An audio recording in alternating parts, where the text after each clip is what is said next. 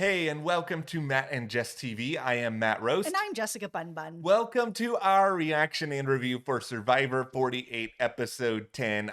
First and foremost here, I want to give some appreciation for Star for managing not only to give me an absolute banger in My Enemies Are Plotting, but also for starting to get Turned the Other Cheek by Baby Billy Freeman slowly out of my brain. I have just been in Teen Just mode for 3 days now, so thank you, Star. She was really a star of this episode. I know that she's gone home, but at the same time, I really have appreciated watching her on the show. She's just good energy, and I've really enjoyed seeing her play. I know she may not have played the best game, but I mean, she got really far in this game. I really like her as a person. I thought she was very enjoyable. I've said this in some other videos. Like, I kind of related to the idea of her being an underdog because in my reality TV experience, I was an underdog. I didn't have a lot of allies early on, but I think the problem Star ran into over the course of Survivor is just, I mean, one, she didn't make any moves quickly enough. Like, this is the concern I had last week, was just sort of that I wanted to see her start to be a little bit more proactive. And it seemed like she wanted to be in this episode, but it was a little bit too little too late at that point when everything was just even more solidified than it would have been before. Yeah, one of her biggest issues that she ran up against is Mitch, who seemed to be kind of the undoing of the underdogs in a lot of ways. I mean, that whole scene where Star's like, okay, we're gonna do the rebellion. I'm gonna go talk to Mitch, and Mitch is just not even listening to her and is basically telling us, the audience, that Star's game is trash and that she's, very messy. Why would I ever listen to her? And it's just kind of like, Mitch, look in the mirror. Your game isn't that great either. It's very safe. Like, you're on the bottom of this huge alliance and you actually have the numbers to do a little bit of something, and you're not going to take that shot. Enjoy going home. Yeah, this is the thing, is that we can sit here, and we're going to in this video, and talk about how, from a viewer perspective, this season is losing the plot. We're setting up for a pretty predictable end game unless something really crazy happens over the next couple of weeks. But from the brigade. This is really it's ironic. Just steamrolling everything. There's all sorts of Big Brother analogies we can make here too, because you thought of the brigade. I was thinking of Faute at a certain point for Big Brother 20 when it comes to how terrible this underdog alliance is actually working together. But we're also going to talk a little bit in here about why this particular alliance is seemingly as impenetrable as it is, and kind of go into why, at least based on the show and what they've shown us, is that how it's so difficult for things to work out for these underdogs. Because I think it's a little bit more complicated than just the easy, oh, everybody on the outside are completely insane because they're not doing anything and they're all cowards. And yeah, there are some cowardly people in here, but I don't think we can ascribe like one term that we could use to describe somebody like Mitch in this situation to then somebody like Camilla, for example, or some other people in this group. So we will get more into that as well. Yeah. Before we do, though, be sure to hit that subscribe button, because we still have a good bit more Survivor 48 coverage coming your way. We've already mentioned Big Brother, so let's just remind you all, we are doing Big Brother this season in the summer, and I really hope, because we're getting into May, that there's going to be some sort of announcement on that pretty soon. Also, we're currently covering The Last of Us here at the channel, as well as Handmaid's Tale. 9 Perfect Strangers is coming up, and they just announced a date for Dexter Resurrection, which is July 11th. We are extremely excited to be back covering Dexter again, some of our favorite shows. So we can't wait to see what they have in store for Dexter now that he's dead. We'll see how that goes. But also, you can follow us on our Patreon. Over there, we're going to be covering Murderbot, which is airing on Apple TV+, as well as Criminal Minds Evolution Season 3. That is airing on Paramount+. And over on our Patreon is the only place you're going to be able to get those reviews. So thank you so much to everyone who is supporting us over there and talking Survivor with us over there as well. Thank you, guys. We very, very much appreciate that. Yeah.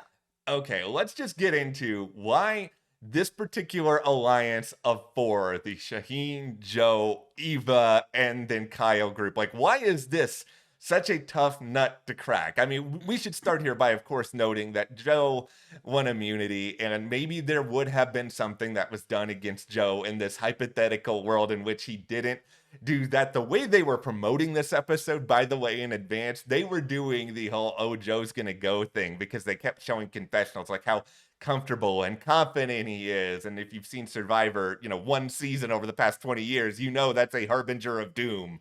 Yeah, I just feel like even if he didn't win, he still wasn't going. And the reason is Mitch. Mitch has been playing a very safe game, and it feels like every week he's like, it's time for me. It's time for Mitch. It's time for me to make some moves. He knows he's at the bottom of this. Everybody knows that this alliance is the alliance. They are openly talking about themselves as the alliance. It's going to the end. They've gotten rid of David because of everything that happened with Mary, and we'll get into that. But they are very open because they are very comfortable in their alliance, and that they are going to go to the end. And at this point, it feels like they're absolutely right in being as confident as they are, especially with Eva having a pile of advantages, idols, all this stuff. Like, it's going to be very difficult to get rid of any of them. The fact that nobody has targeted Eva. Everybody knows she has that idol. Not everybody knows about the advantage, but there's enough people that do. Yeah. Why has nobody gotten those advantages out? I mean, they're all just sitting around at this point where it's like, doop, doop, doop, doop, doop, no more idols at camp. That's because we know Eva's sitting on one. So why are they allowing that to happen? And a lot of it does come back down to Mitch playing this very safe game, because the underdogs really did want to make a move here, and without him, it was going to be impossible. Okay, there's so much to get into with all of this. I mean, we'll start with Eva, where it's complicated going after Eva. So, I mean, the first question is, why not take the chance? Like, I know we all know there's a chance that hypothetically she could play the idol or her advantage, but at the same time, based on what the show has shown us, especially in this episode, she feels like she is the most comfortable person alive at this point. Like, she feels like you could have done something here and she would have never known. She is so confident in where she's sitting, all of her advantages, that she actually sat across from Mary and was like, I told them that we can get rid of Mary at any point. I told them we can get rid of you at any point. Yeah. That it's that confident that she is in such a good position that this alliance is going nowhere, that you could easily blindside her and flush out all those problems. It's a very clear reality. So I don't buy the excuse of, okay, we're afraid she's going to play something, at least in this instance. Now, we do have to talk about this angle because Charity has mentioned it in an exit interview in the past that there was at least, this is her perspective. I'm not saying this is canon to everybody else, but at the time she was voted out, she claimed that people may have been afraid to get rid of Eva because of Eva's story and everything that happened out there. And I think theoretically, could it have been true at the time that Charity was taken out of the game? Maybe. But at the same time, we're also further in the game now. And I don't think, and I don't want to speak for Eva, but I don't think Eva would want to just stay around in the game because people are afraid because of her story. I think she would want to be treated the same as anybody else. And I think at this point, that can't be too big of a factor for these people. I think it's more, you're afraid of an idol that we know she probably would not have played, and maybe you guys are afraid of having to draw rocks and whatever's going to happen there. But if you want to win, you kind of have to take a risk at some point. If you don't get rid of Eva, I feel like Eva just wins the game. Like, she's going to have the vote. She's been pretty honest with everyone. Everybody likes her. She's got a great story. And, I understand that maybe people might be afraid to take her out because social media can be really mean to be like, oh, you took out Eva. How could you do that to her, sort of thing. But then you could be sitting on your $1 million being like, well, it's a game and I don't care, right? Yeah. But instead you're not in the game anymore. And it feels like they're just handing her the game, because the other sort of complicated aspect of it is Joe. If you take out Eva and you are the mastermind, or he perceives you to be the mastermind that took out Eva, you have lost Joe's vote. So you have to hope that you got everybody else's vote in lock. It's really, really tricky. And you guys wanted to get rid of Joe, but Joe won immunity again. And there is a faint possibility that Joe just wins out at this point because Yes. he's so athletic. It seems like he's good at a lot of different things too. It's like this immunity challenge. 3 immunities. Yeah, like this was not an athleticism immunity challenge. This is a focus immunity challenge. It's about perseverance, not getting frustrated. I know it's not fun to root for the front runners. Like, I get that. We all want to root for the underdogs, but I still like Joe. Fight me on it in the comments. I enjoyed his confessional commentary about how he was so good at that because of his kids and having to sneak around at home. It's like, okay, I get it. You're good at everything. Yeah, I mean, if Joe wins the game, it's not going to be an unsatisfying winner. No. Seems like a nice enough guy. He's won a lot of challenges. He's been pretty strategic. He had a strong alliance. He's done everything right that he can possibly do. So if he wins, I don't think anyone's going to really be like, oh man, not deserved. But at the same time, for me and for you, we really like an underdog story. It's easier for me as someone who feels like I'm part of that group that, I would never be the Joe out there in Survivor. I would be like the Camilla out there where I'm like, oh, maybe I'm not really winning anything, but maybe I can try to find another way around it. And it's more fun for me to not watch just this giant alliance steamrolling them. Everybody knows that Joe and Eva are partners, that she definitely has the idol. Quite a few people know she has this extra advantage. I don't know why they're allowing these two to stay in the game and her to stay with all those advantages. Don't any of you want an idol yourself? Well, that's the thing. It's also this weird question of why. Okay, you guys all know Eva as an idol. Like, that's all well and good. Are you guys not looking for another idol? Like, this is the No one is. This is the new era. Jeff may have hit 20 idols out there for all we know. He might have been like, okay, I'm going to be the Oprah idol. Everybody gets an idol. But no, I mean, maybe they are and they're not showing it to us. Maybe you guys have somehow managed to hide these better than any other season of all time versus Russell Hantz. I walked out on the beach. I saw an idol right in the water because they wanted me to find it. It's just like, are we like in the opposite Russell Hantz era where nobody can find them now? Well, this is the thing that's also kind of making this a bit of a snooze to watch in that way, because Eva's been sitting on this idol forever now. It's seemingly there are no other idols. Nobody's looking for idols, and if they are, they're not finding anything. So going to tribal council now, it really just is, there's no way to fight this except with your shot in the dark and nothing else. Like, it's all just hope that the underdogs can get together, and then Mitch is going to come in and cack it all up. So now they definitely do not have the numbers anymore, and now it's just going to be a steamroll on everybody. Okay, well, this is where our hope lies in some other people within the game, even within the big alliance. I mean, namely, we can talk here about Kyle and Shaheen, because I think one of the other questions that a lot of us are probably wondering here is like, okay, you're not going to go after Eva for X or Y reason. You can't go after Joe because he's won another immunity challenge. It's like, okay, why not go after Kyle or Shaheen? And this is where I think we look at Camilla. Whereas Mitch, we can both be here and be infuriated with Mitch because it doesn't feel like he has that close numbers with anybody in that group. He has no reason to not want to make some sort of move. If you're Camilla, I can at least justify that, all right, you're really close to Kyle. Kyle is funneling back information to you from that big group. So you have a reason to believe that he is really, really close to you. And Shaheen has said that he feels really, really close to Camilla as well. If I'm Camilla, I can get not wanting to go after those guys because you're banking on this idea that at some point they're going to want to flip on Joe and Eva. It's just the question then becomes, when is that going to be? Because there's not that much time left. The biggest problem that I came out of this episode with for Kyle is now Kyle is kind of like, I'm not going to get the jury votes. If I just keep, being shifty behind the scenes, eventually they're going to figure it out. And then Yeah. I'm not going to get the jury votes. No one's going to vote for me and I'm not going to win because I've been protecting myself, but I've been protecting you and you've been protecting me and we've been working together.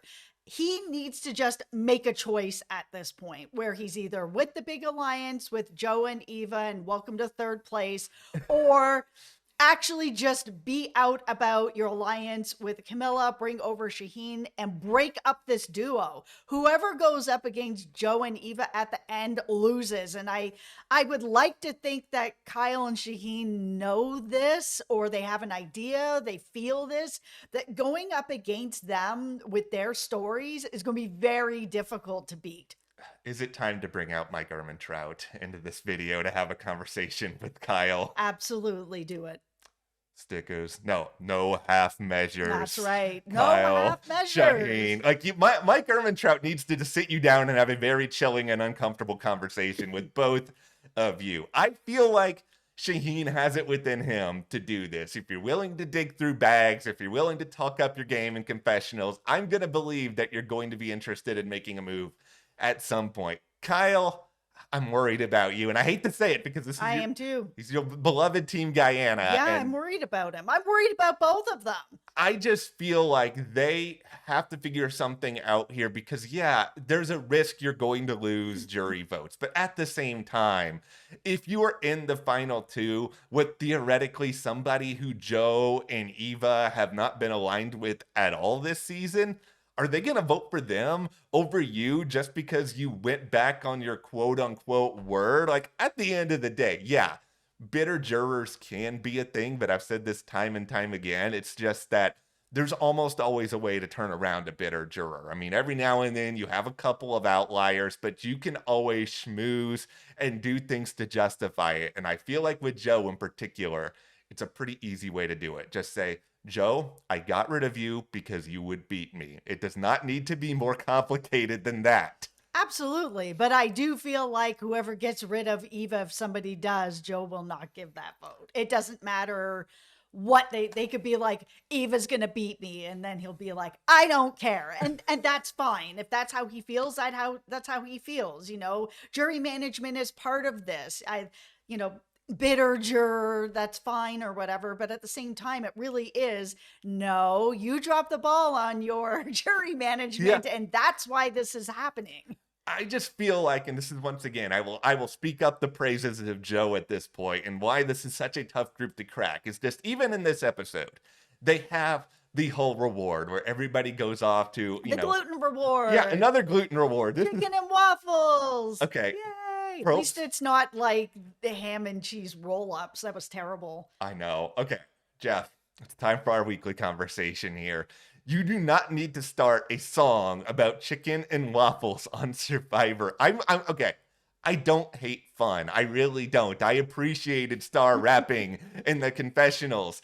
I don't need Jeff starting a chant. This is not summer camp. This is not when I was 10 years old drinking bug juice in the middle of like some random place in Texas where I wanted to go home the entire time. Bug juice? Yeah, it's what they called it there. Okay, but it's not actually bug juice. It's just like Kool-Aid. But at the same time, it just is like, that's not what this show is. Jeff, stop trying to make Survivor look like it's this fun. And it's fun to watch, but you're taking your foot off the gas here, pros, but it's neither here nor there. My point here is that Joe does not end up going on this reward. And I think a lot of times people in Joe's position, and he even talked about this in confessional, they can be really grumbly. They can be really bitter. They can be like, well, I'm not on the numbers now. But Joe kind of realized that pretty quickly. I'm the babysitter. I'm here to make sure things don't go awry. And he went about his business. But because he did that, nobody had any sort of ammo to go to the other players with later on, so that there was no way to like actually put cracks within that alliance. And if Mary went and made something up, I don't think anyone would have believed her anyway. Kyle made the absolute right decision on the people that he brought and leaving Joe behind so that he could babysit them so they couldn't really do anything. And also to just have Joe kind of be their solitary, that Joe can't make any sort of moves against him if he would possibly do that. And you never know. I mean, he ended up making the move against David, which is fine. It's Survivor. It's Yeah. okay, David. I see you on that jury being so mad about it, but you know, you got your place there. He did. Okay, David, once again, exit interviews not necessarily applicable to the game. Why are you so salty at Joe over all of this? It is a game. I don't care if Yeah. Joe broke his word to you or not. Like, I really honestly don't. It's Survivor. It's Survivor. This is a point of the game, and I want people to break their word, because this is the other thing here, is that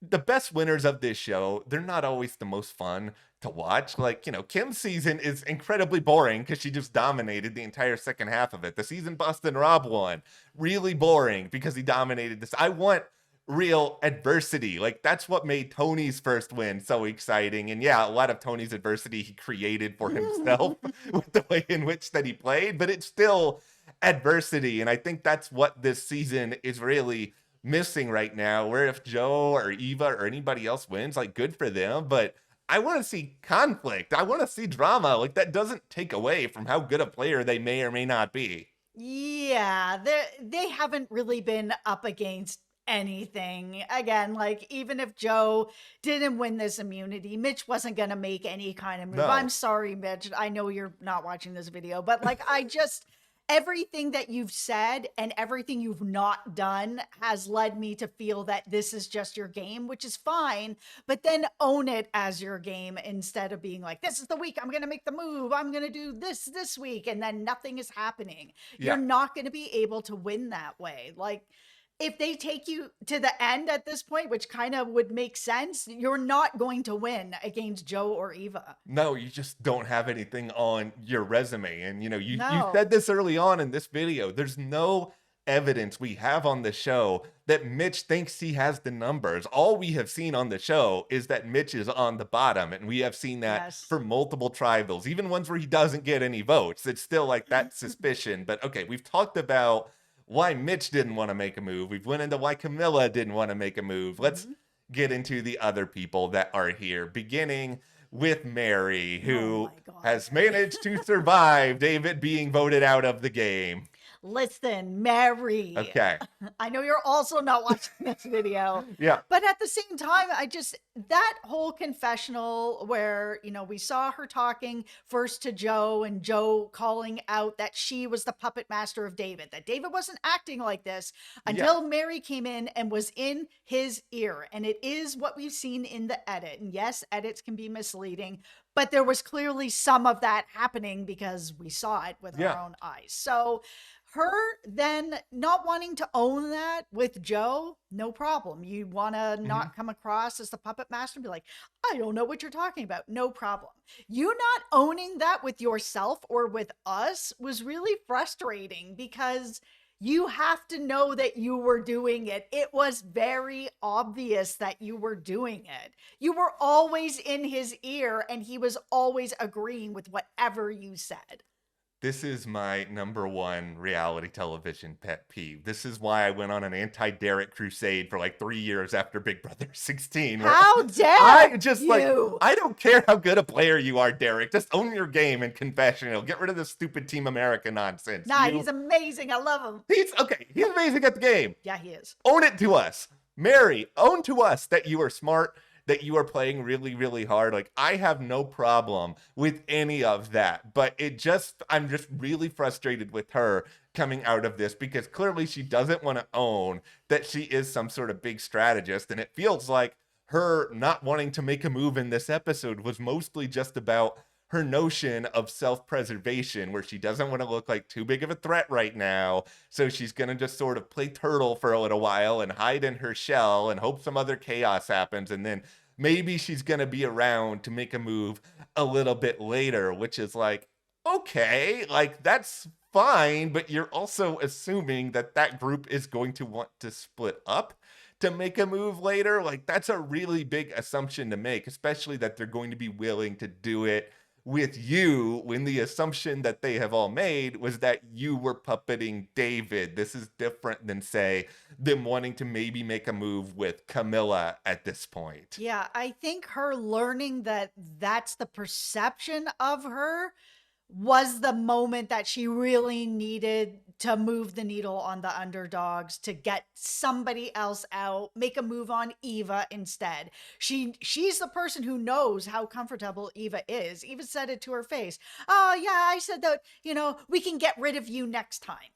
Oh, you can get rid of me next time. Like, what? Like, that should have been the moment that Yes. she's like, it's time to just get rid of Eva. Yeah, she has an idol, but she clearly feels very confident in this game. We could easily make this turnaround. Okay, now we must talk about Star. Confessional Queen Star, where, okay, since you already brought up the brigade here, let's do another Big Brother 12 analogy. Is Star Brittany Haynes, I where she is know. incredible in confessionals, but doesn't really do a lot when it comes to the actual game. And I say that as Star's number one fan here. Like, I love her. I found her extremely entertaining, but she never really made that much of a move. Like, was No. Star's biggest move in the game giving Eva an immunity idol that, she originally had the cipher for and was just like, oh, you keep it. Like, maybe that, like, smooth things over for the two of them for a little while, and but like was never going to go to the end and being like, my biggest move was giving Eva an immunity idol as opposed to trying to find a way to get it myself. Yeah, I mean, it felt a lot. I know that the votes were a little more mixed than Yeah. I originally thought, but I mean, Star did try at council to just be like, yeah, Mitch told me to play my shot in the dark and said it in front of everybody. I Yeah. mean, she tried her best to kind of burn some other people and, say where she was,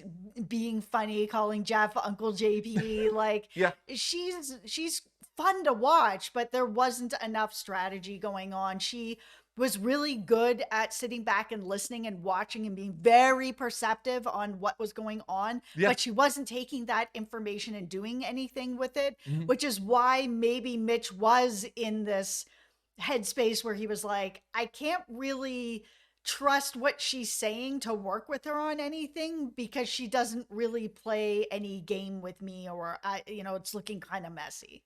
You got a good point there about her being very observant. I think Star is a half of a very good Survivor player. Like, I think she has I need to watch what other people are doing and I need to act on that instinct. And she made this comment She about, tried. yeah, about, okay, going with your gut, but it's just like, you can sit back and look, but you also have to act. You have to act a lot more other than just that when you're in danger. Because if you're only acting when you're in danger, that makes everybody else think that you're just inherently a selfish player and that you're never going to be looking out for their instinct. You're only going to be looking out for yourself. And that could be a reason why someone in the game like Mitch wouldn't want to trust you.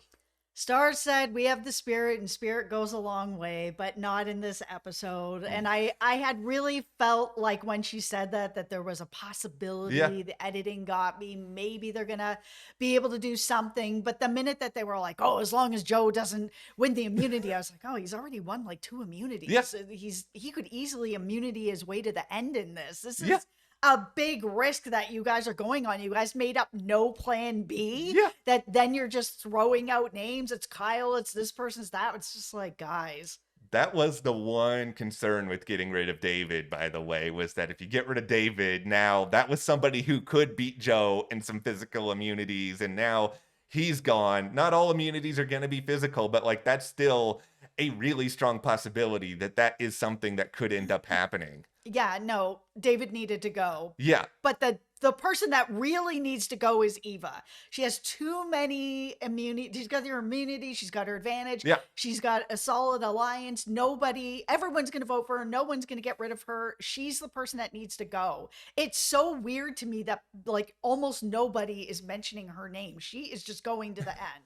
Okay, so I've got 2 last thoughts about this episode in general. Number one, this show really is probably going to try to paint this narrative, and I'm sure Star's going to be asked like 100 times, why didn't you play your shot in the dark? I'm going to, for one last time this season, I'm going to defend Star on this, because you must be thinking about, what if there is a 4-4 tie? What if there is a chance we're going to get a tie? If I play my shot in the dark and I don't get it, this is only a 1 in 6 chance you're going to get it, I'm not going to have my vote. And then maybe I end up being voted out 4-3. And like, if that's the case and you get voted out because you played your shot in the dark, I would hate myself. I would think about that every night when I'm going to bed for a good year. That wouldn't be my enemies a plotting. That would be, I am plotting to get myself out of the game and now I'm gone. Yeah, I agree. I think she made the right choice to keep her vote and to see if it could possibly fall into a 4 versus 4 and maybe buy herself one more day. Okay, finally, Probst. It's time to have another conversation here. Oh, we no. we need to retire the rice negotiation because Yeah. for starters, you didn't even go full sicko in this episode where you're like taking out the knife and you're just like poking holes. And if you want people to really go for it, you need to actually do something that makes them afraid. Can you, I don't know, become like lamplighter from The Boys and you're just like setting it on fire in the, can you do something to get this a little bit more, if you're gonna do this, make it dramatic. Don't be sitting there being like, anybody want rice? And then one person says no, and then you're just going full Eeyore. You're just like, oh, well, I guess we're not doing it. So, Jeff, if you're going to do it, do it. You also need Mike Herman Trout. Like, come on. Yeah, or you need to do it earlier when Mitch was kind of like, yeah, there's only 7 days left. Why would any of us give up our immunity for a bag of rice with Yeah. only 7 days left? It's kind of like, yeah, that's not that much time. Like, No. it doesn't feel like it's enough of a carrot for somebody to even want to sit out anymore. Like, it's just not enough. No, it's not. And this is just, we're just in a really Make it money.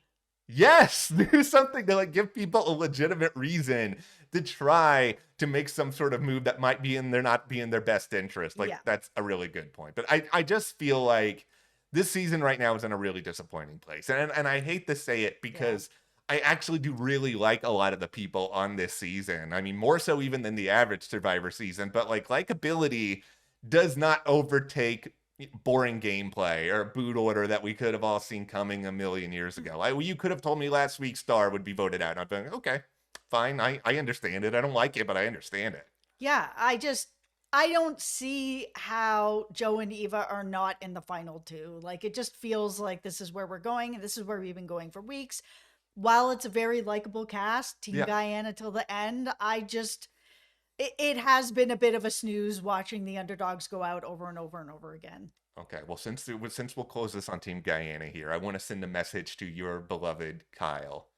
You are our only hope. At this point, Kyle, we are going to put all of the Survivor pressure on you to wake up and do something in this next episode. Yeah, you, Camilla, Shaheen, you guys have the ability to change this around where this is not a predictable ending. You guys can do something. Let's get to it. All right, well, that's where we are coming out of Survivor 48, episode 10. Do you guys think this season is too boring now? Who do you blame the most for it being too boring right now? Like, let us know. Subscribe, and also, if you want to support us further, join our Patreon. That link is in the description. We're covering exclusively there in video form, Criminal Minds, Evolution, Murdered Bot. Thank you so much. We'll see you here next time.